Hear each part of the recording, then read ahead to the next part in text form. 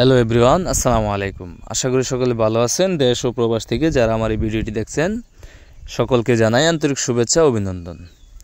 তো খামারি ভাইয়েরা, আজকে আলোচনা করব আপনারা অরিজিনাল মনোসেক্স তেলাপিয়া মাছের পোনা কীভাবে চাষ করবেন ও কোথায় পাবেন।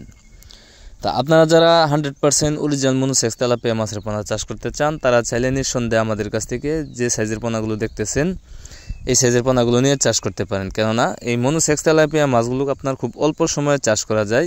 এগুলো আপনি চাইলে বছরে 2 বার চাষ করতে পারবেন।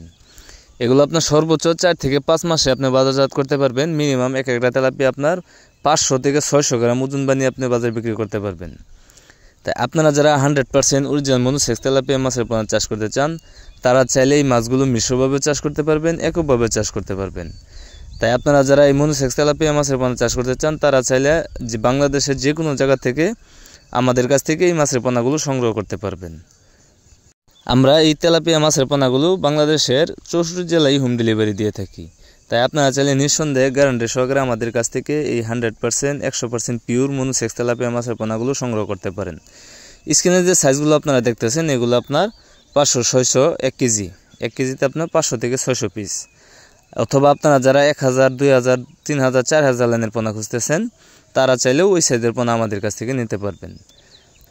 আর এই পোনাগুলো আমরা পিস হিসাবে বিক্রয় করে থাকি। তাই আপনারা চাইলে যে কোনো সময় আমাদের সাথে কল করে এই মাছ চাষ সম্পর্কে যে কোনো তথ্য পরামর্শ নিতে পারবেন। ইনশাল্লাহ আমাদের হ্যাচারি বড় জাতীয় বোর্ড থেকে আমরা সকল ধরনের মাছের পোনা উৎপাদন করে থাকি।